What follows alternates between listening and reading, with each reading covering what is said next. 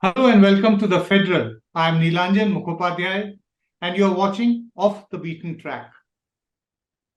How do we actually look at the present government headed by Narendra Modi? Everybody has a very definite view, but probably very few have so well informed views, and that too on the basis of detailed study over several years and also from the close. That is our guest for today. My guest is Mr. or rather Dr. Parakala Prabhakar, who is one of India's leading essayists, political economist, and a social commentator. He's been a very familiar face as far as YouTube is concerned. He's been putting out his blogs, on the internet for a long time. He's written extensively.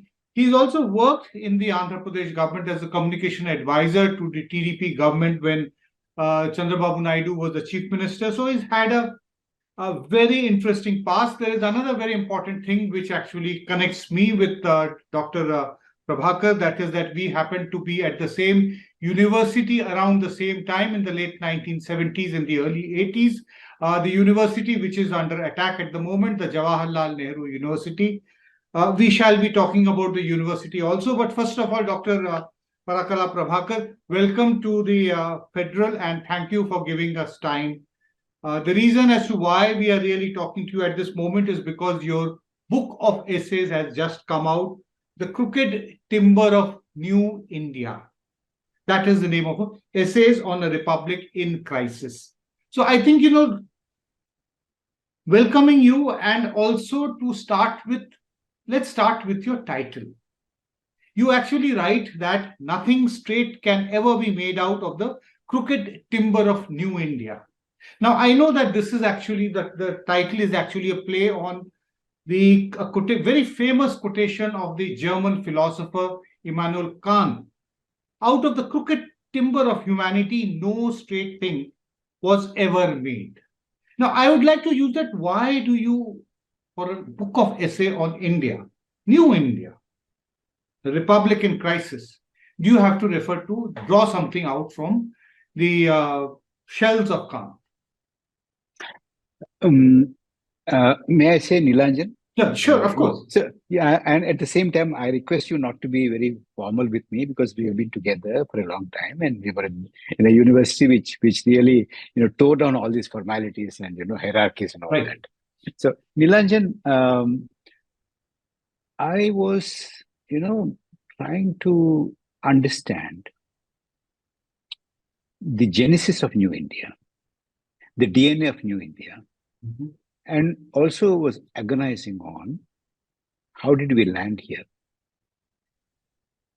And in that process, I tried to look at the economy, I tried to look at the polity, I tried to look at the political discourse, how it underwent a huge transformation over the last 10 to 12 years. Right. And then the present government itself started talking about New India. Now, if New India were informed by the elements that we will talk about, could that New India do anything good for you and me, for the common person in India? I believe that it is not possible at all. The reason is that there is something crooked in the very timber, very fiber, very DNA of this New India that is being, the concept of New India. The concept of New India that is being marketed, with a heavy dose of PR blitz to us, election after election. Though there may be nothing new in it, really.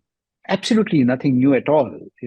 There's not only that there's nothing new, but there is a thing which is complete distortion and subversion of the original founding values and creed of our republic.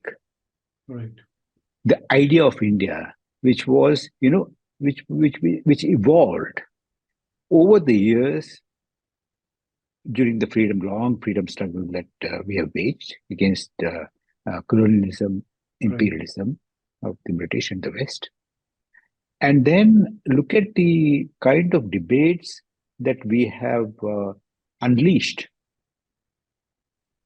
in India during the framing of our constitution in the Constituent Assembly and immediately after independence. We debated everything. We debated 5-year plans. We debated about agriculture, how agriculture should be organized, how industry should be organized, how society should be organized, whether to have a linguistic state or not.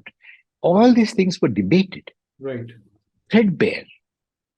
The India that evolved over that long course was that India, a plural India, a diverse India, a tolerant India. And none of it is there now at the moment. And today, all those values are subverted. They're given a go by. When we talk about a little later, probably we can try and understand when did this begin, why was it not challenged, why was it not arrested, why was it not stopped, and where are we? Where is it heading us? Right. Can we do something or not? Sure, we can. Let me, the opening which you have given, let me actually refer to a sentence which you make fairly early in your book, when you are actually introducing the set of essays, where you make the statement. It's a very bold statement. I would like you to elaborate. You say Modi has squandered 2 massive national mandates and several state level mandates. Squandered is a very politically loaded word. I'd like you to explain that. Under the kind of electoral system that we have, right? The Modi regime has got a very resounding mandate. That's now it's for 303. Number of the parliamentary seats disproportionate to the popular vote it has got. Exactly. But then you are looking at the number of parliament seats that a particular political party was able to garner. That's a huge mandate. Earlier also there was a very convincing mandate, and there were several state elections which had a convincing. But then what kind of a change that was ushered in? Because with that kind of a huge political capital that the Prime Minister is sitting on, what is for instance, look at the kind of initiatives that, with much fanfare that were announced by the government. Startup India, Make in India, Stand Up India, Skill India, doubling of farmers' income in by 2023, 5 years, $5 trillion economy. Yes. All this. Now today, the Prime Minister or the ministers or the annual reports of the ministries that are officially tabled on the in the House of People as well as in the House of States, Rajya Sabha and Lok Sabha, they don't talk about what is the fate of Make in India, what is the fate of Skill India, what is the fate of Stand Up India, what is the fate of Khelo India. Nothing, because you see they're all publicity, PR gimmicks. Right. You get a nice turn of phrase, which is very inspiring, actually. Would you like to add one more turn of phrase from the social sector? Beti Bachao, Beti Padhao. We are talking. The reason why I'm flagging this now, would you like to add this, is because for the last 1 month, you have had women wrestlers sitting in Delhi protesting and their voices not being heard, possibly the most horrendous of charges that can be made against the president of the Wrestling Federation of India. There has been complete silence from the government. Would you like to add this also as a vacuous slogan? Yes, nobody from the government, no minister. That's right. Not even a woman minister. Nobody from the party had gone even to talk to them, to listen to them, to hear them out. That's one.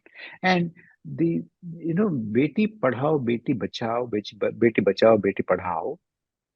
Do you know, Nilanjan? I was shocked to know that, and this is the official figure announced by the government in response to a That's question right. You in mentioned it Parliament. in the book. 79% of the funds were for advertisement.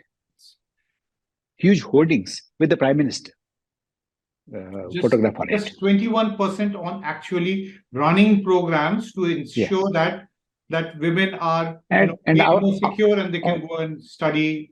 and out of the 21%, take a substantial part of it for the administrative costs and all that. Imagine. Now, which means that the government is not serious on any of these transformative ideas. Now, look, these are all transformative ideas. Now, Jan Dhan Yojana, Swachh Bharat. Swachh Bharat used to be Nirbal Bharat earlier. Yes. Most of them are repackaged. Now, Stand Up India, Skill India, Make in India. Tell me, I or you cannot find fault with the ideas. They are really, if they are really implemented, they are really transformative ideas. They have the potential to transform India. But the very timber, the crooked timber of New India, doesn't give room for this government to do anything, because its agenda is completely different. You're talking about the agenda being completely different, but talking about economics, you also again use a very powerful sentence. You say that India's economic woes stem from the regime's staggering incompetence. Then you go on to say that in the absence of organized economic thought and competent economic advisors, New Delhi falls prey to voodoo economists. I do not want to get stuck on personalities, but people would definitely wonder that who are you pointing at when you say voodoo economists? I do not know who could have, other than a voodoo economist, right, who could have really advised the government to go ahead with a disastrous demonetization, a senseless demonetization, an absolutely, fruitless demonetization. Now, unless somebody is a voodoo economist and not really, familiar with even economics 101, the basic economics, tell me, Nilanjan, the black money is hoarded in currency notes. If you are targeting black money, and if you say I'm demonetizing in order to eliminate black money, isn't this voodoo economic? Isn't this a complete lack of understanding how economy works? True. And look at the kind of wound, injury that the government has inflicted on the unorganized sector, small scale sector. It was a disaster. It's a different thing that the government was not punished. We'll come to that. Why, in spite of all these mistakes, the government is not being punished. We can come to that. I mentioned that also in the book. But who could, other than a voodoo economist, suggest this kind of a measure? I must appreciate that while you have made these statements, which can be dismissed by your critics, people who are sitting within the government, that these are actually just sweeping statements and very broad generalizations. But you make this very important point, which is normally not noted by people. It is often overlooked, that for the first time since the 1990s, the number of people who are below the poverty line in India has increased. Yes. I think this is startling. Substantially. I think this fact is possibly, should ideally speaking stand in the face of every claim which the government makes. But the opposition is simply not able to facts and put it across to the people. Why do you think this is happening? You see, then we have to talk about the changing contours of the political discourse in the country. Right. So that is what is most important. You also say that Mr. Modi and the government is actually a genius at political manipulation. Yeah. That is the only thing that they're good at. They're good at manipulation. They're good at summoning the dark forces which swim below the the topsoil of the political landscape of the country. There's a dark side. There are dark forces. Right. And ours is a stratified society with several fault lines. There are caste fault lines, there are religious fault lines, there are regional fault lines, there are several fault lines. There, of course, there are Gender economic fault fault lines, lines. gender fault lines, class fault lines, economic fault lines, rural urban fault lines, regional fault lines, etc. etc. True. So, if that is the case, what is the leadership ought to be doing?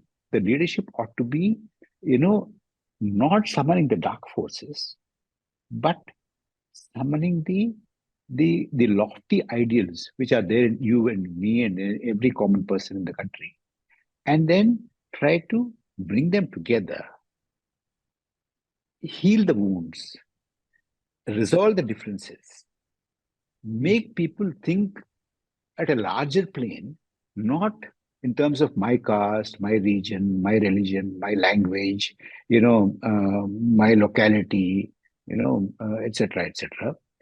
But the lofty side of nationalism is a lofty ideal, but it has a darker idea also. For instance, look at the long freedom struggle that was waged in India under the leadership of Mahatma Gandhi. Right. Now, never, ever the leadership of Mahatma Gandhi and his followers who led us have incited hatred towards British. Right. It was very easy, wasn't it? They could have done it, especially during partition. Yes. But you see, they have overcome that, and they have led us to a different, loftier path and laid foundations for a very diverse and pluralistic secular republic.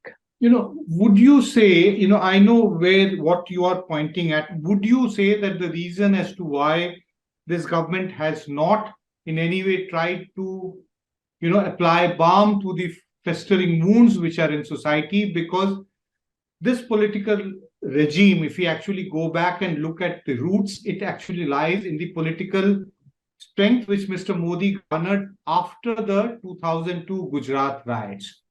So his political consolidation, the strengthening of Mr. Modi as a political leader, state-wise, also nationally, happened in the backdrop of the Gujarat 2002 riots. The response of his regime then was not like the response of the government of India's regime or the Congress regime immediately after partition from 1947 onwards till right up to 1960s. They constantly kept on working, tried to assuage the hurt fault lines of people, all communities, everybody had tremendous anger against each other. The Hindus against the Muslims, the Sikhs against the Muslims. Everybody was against each other. Yes. Yet we somehow managed to survive and were able to put things under control. Do you think that's what, Nilanjan, that's what puzzles me. You see, what you see today, the kind of communal rhetoric, division, communal division, and the communal narrative, which has gained a lot of visibility, and decibel-wise, it's very loud. Right. And because of our first past the post system, although the vote percentage is not more than 38%, but they have a huge number of seats in the central legislature. Right. Now, if you look at this kind of a narrative was very, very potent in 47, 48, and 49, right. Not today. And Nilanjan, if you remember, that was the time when the political platform which espoused this kind of a divisive narrative, it could be BJS, it could be RSS, it could be anybody, Hindu Mahasabha or anybody, it had far, far taller leaders then than now. Right. You had Balraj Madhok. You had Shama Prasad Mukherjee was there. Shama Prasad Mukherjee, Balraj Madhok, Karpatri Maharaj. Even Guru Golwalkar was alive. All these people were much taller than what you see today. But even they were not allowed to succeed, and they tried their best. But you see, that time the leadership of the platform which wedded to the constitutional values, the values of pluralism, values of our freedom movement, they were very conscious. They could have also slipped into that. Imagine for a moment, Nehru coming out in Delhi and saying, "Usko sabak sikhao." Right. The whole country would have been in flames. Yes. But he could have consolidated forever. But he didn't do that. But here is a leadership which is, ready to sacrifice the unity of the country, the peace of the country, the harmony of the country, in order to cling to power for 5 years or 10 years, at the same time, neglecting the economy, neglecting the social structure, edifice, and everything. But let me try to play the role of the devil's advocate. We keep on talking. You have written and spoken substantially as to why does the BJP under Mr. Modi keep on winning election after election. Even various analysts, including I, have also written and tried to give thought as to why it really happens. There is a general consensus and varying degrees that there are essentially various elements which go into what makes a BJP victory possible. Of them, there is this constant mention that the so-called welfareist policies or the welfareism of this government is one of the reasons as to why they get it. Gas cylinders, various other forms of subsidies now. Since COVID, you're having free grain being distributed. So somewhere or the other, possibly, would you say that the government is doing a good job, which we are possibly not seeing? Would it be correct to say that?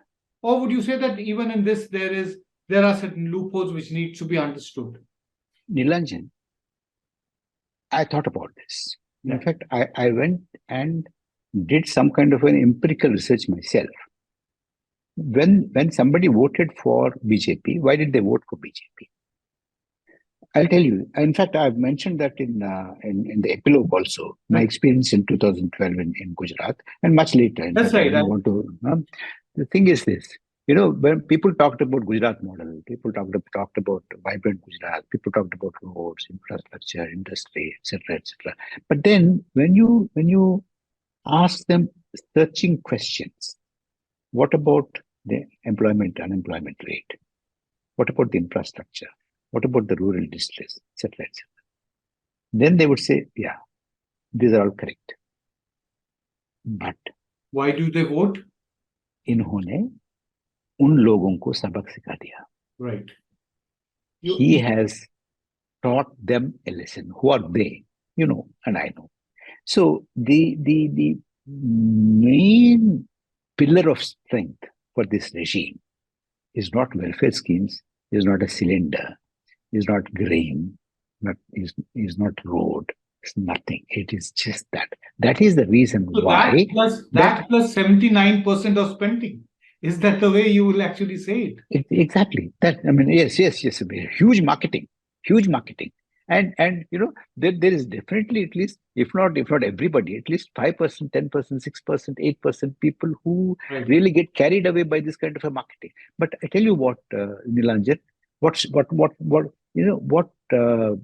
really puzzles me, in fact, what surprises me is this, that any government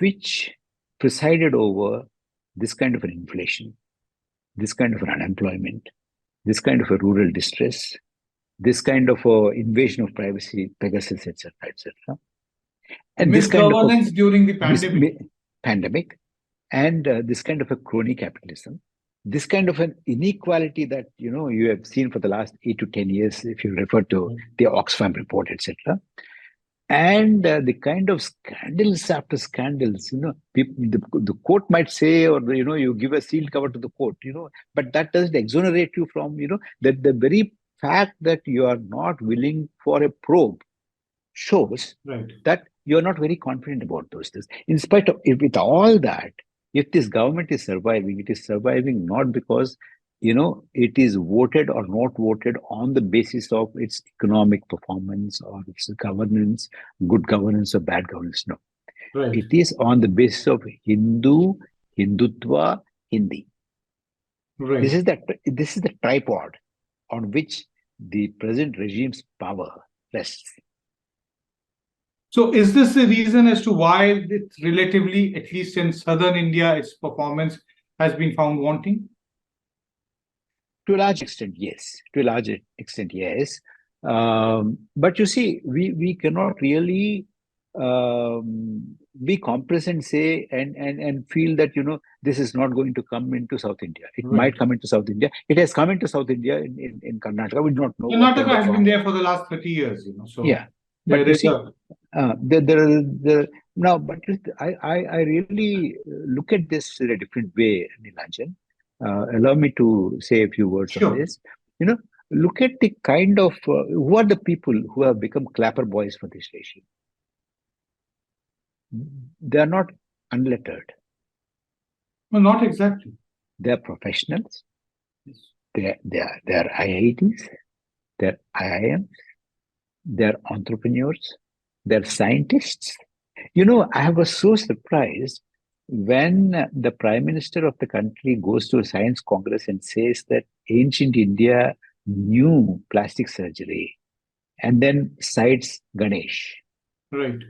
The example. The entire scientific community was sitting there in that hall, huge hall. True. What happened to, 40, 50, 60 years of your scientific temper, so which means that or clapping or beating the plates on pandemic to ward off the virus. Yeah, and then cow urine, cow dung. Right. And this is the kind of India that we are in. We have such numerous instances. And these are all educated people. That, there were 2 points which I wanted to talk to you to a bit later, but they have come up repeatedly in your replies. One is that the first past the post system. So is it time for us to begin a debate that should we have a proportional kind of parliamentary system, a different form than the first past the post system? And the other is that you also talk about in your book about the abject failure of the opposition to be able to actually come up with a coherent opposition. What are your views on these two different aspects? Nilanjan, we are now celebrating 75 years of our independence. That's right.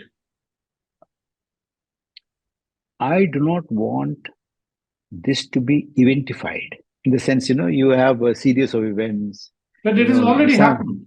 It happened.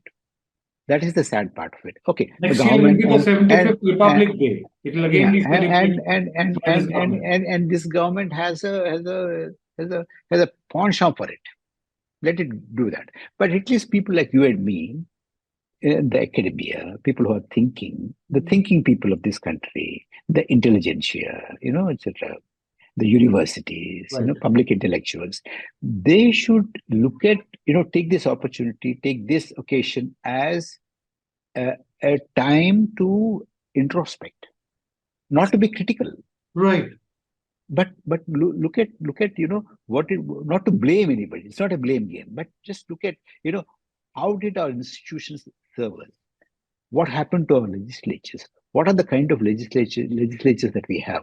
What kind of legislators are we electing? What kind of people are going into the legislatures at the central level and the state level?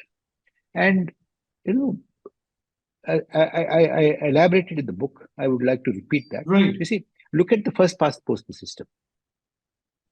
Now, since the inception of our republic, we never had a majority government.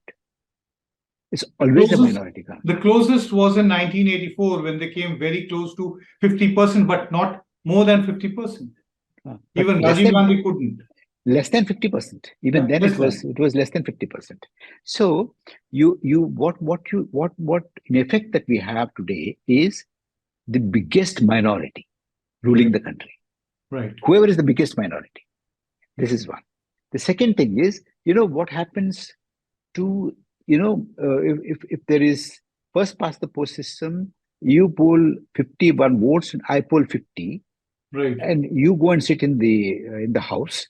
What happens to the representation of these 50 people?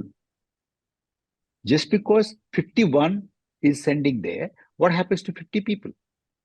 What about their representation? No, what I'm trying to say is I don't have an answer. Mhm. What I want the country is to debate this, to discuss this, to understand this. Should political parties have the number of seats in parliament proportionate to the percentage of votes that they poll, which is actually the basis of a proportional system? That is one possible solution. I'm not saying that is the solution. That is the only. That is one of the solutions, yes. But let's talk about this. Let's talk about this.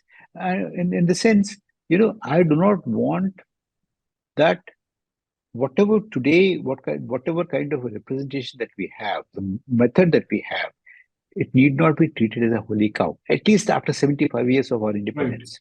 With you see, today do you find any meaningful debate in any of the legislatures?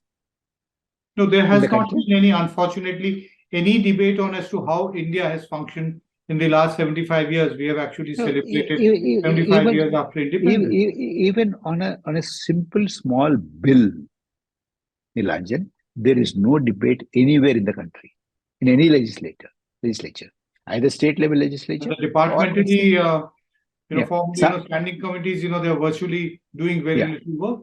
Yeah, they're all defunct. So, which means our legislatures are virtually defunct. Why?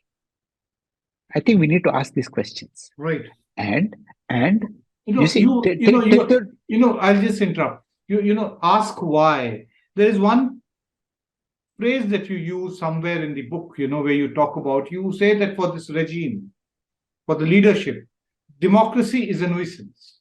Yeah. So they have tamed the democracy. It functions, but it functions within the framework that they want to. How do you see democracy working in the last 9 years?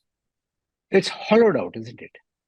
Completely hollowed out. Because you see, 3 farm bills, right, which potentially had far-reaching consequences for a sector which is the biggest sector in our economy, were passed in 15 minutes. Exactly. And when they were repealed in less than 15 minutes. Now, I just can't understand.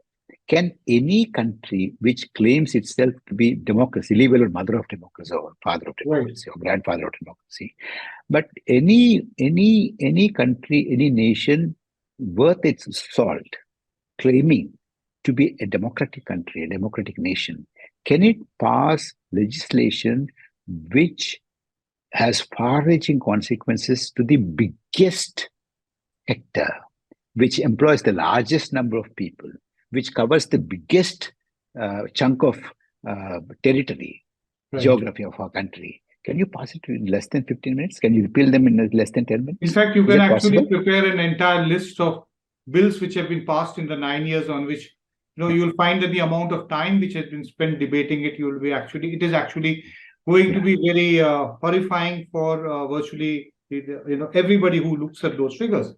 Yes. Moving on, towards the end of our conversation, you raise these very important points. You flag issues which are very important, that questions must be raised. Even in our conversation, you said that there must be debate on it. We are 75 years of independence. Next year is going to be another tamasha, 75 years of the Indian Republic, 2024. From 2024 to 2025, we'll be in that another celebratory mode, celebrating the Constitution of India. So all that is going to go on. But when you look ahead in your book, I find a certain amount of pessimism in your words. We are all aware that next year is going to be the next parliamentary elections. You do not appear to be optimistic in terms of a regime change. So where exactly do you see a way out from the morass where we are? Nilanjan, the reason why I do not see the 2024 with bright prospects is because the opposition today is completely knock-kneed. Opposition has not actually figured out what is this animal which is now ruling the country. Right. They think that it is just an electoral battle. It's not an electoral battle. It is much more than an electoral battle. The battle In for the fact, Indian heart. Indian heart, Indian soul. Right. In fact, you see, Nilanjan, the reason why this remorseless growth of this narrative has happened because it was not challenged. You're talking about the Hindutva narrative. Yes, it was not challenged.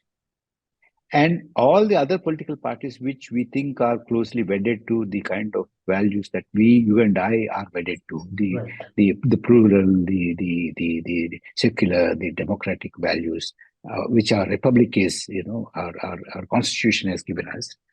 They thought that an assault on these values has really died down. There was no room for that kind of an assault. They Right. thought they were complacent that the Indian polity is now a bipolar polity, not in terms of political parties, but in terms of ideology, that is center left and center right. Right. And the successive victories of UPA in 2004 and then 2009 reinforced that kind of a complacency, thinking, maybe lulled these people to believing that nothing is going to happen. And that is one of the reasons why most of these people have even been prepared to do business with the BJP, thinking that they are not Hindu votaries anymore, that they were the Indian political process, Indian electoral process has really tamed them. But that was not to be. Right. That is the danger. Now, if you realize that threat, number one. Second thing is, how do we address that threat? Now, you can't address that threat just by, fighting an election, winning an election, because winning an election, even if with an outside chance of 2024 returning a non-BJP government also, I will not rest in peace. Right. The threat of this anti-liberal, anti-plural, anti-diverse narrative is real. In fact, let me read out, your rather pessimistic or rather your biggest worries. You say the greater challenge is to excise from the mind, take it out from the mind of a significantly large, vocal, influential section of our people, the toxic and ill-founded belief that India belongs to people of only one religion and the rest should content themselves with being second-class citizens. I think it's, sums up your fear, and what you are really pointing that is the real danger. And that is the challenge. Challenge is not just an election. Yes. That is the real challenge. Winning elections is not there. Yeah. There have been some straws in the wind. We will possibly talk about those straws in the wind, at a later point again. But thank you, Prabhakar, for having spared all the time. And once again, many congratulations for this book. I'm sure that the people who would have watched our program, our conversation today, would immediately reach out and get hold of a copy of your book, because there are several chapters which go into several aspects which we just about touched. And in fact, there are many more which we just could not touch about. Yeah. Maybe we should have one more. Including the decline of public universities, to which you and I went to, and which is actually just 40 years prior to today, is when you had a major police action in 1983, May 1983, when the Jawaharlal Nehru University, in some way or the other, took a fundamental turn in the negative direction. I think, Nilanjan, we should have another conversation. We should have another conversation. In fact, you have chosen a very good platform to have these conversations and these debates and dialogues, and we will continue, because only by bringing the opinion of people like you, would there be a fundamental debate among people? And ultimately, the people are the ones who are actually going to initiate change in this country, not the political leaders. Thank you very Exactly. much once again.